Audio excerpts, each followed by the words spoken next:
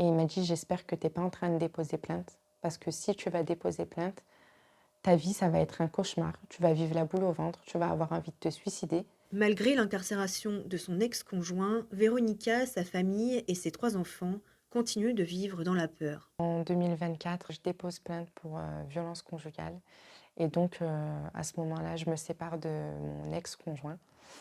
La première chose à laquelle je pense, c'est de m'être libérée, de m'être défait d'une emprise en fait et de ce climat de violence et d'enfermement dans lequel je vivais.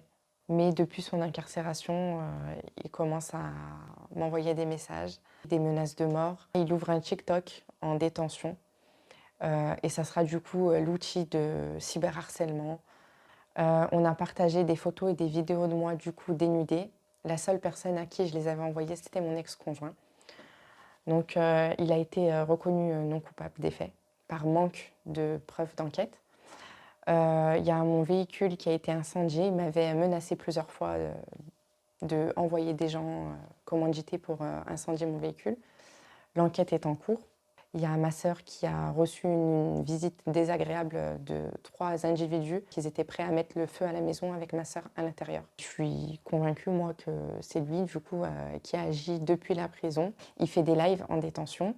Donc il m'insulte, il met mon visage, il partage mon adresse. Donc j'ai des personnes qui sont venues sonner chez moi pour voir si j'étais bien une prostituée. La violence, elle continue. Elle n'a pas cessé, elle s'est même amplifiée. J'ai envie de dire aux femmes qui m'écoutent qu'il ne faut pas se taire, il faut dénoncer. En défense, maître Éric Braillon estime que le problème se situe dans la relation de couple. On est dans un climat de haine, il y a une interaction malsaine entre les deux. Mon client a certes le tort de s'afficher sur les réseaux sociaux avec un discours non maîtrisé, mais en face, madame, qui déclare faire l'objet de harcèlement, fait elle-même des publications dénigrantes qui réactivent et entretiennent le conflit. Maître Braillon indique ne pas être informé des faits concernant la famille Garcia et souligne que son client ne fait pas, pour l'heure, l'objet de poursuites pour la voiture incendiée.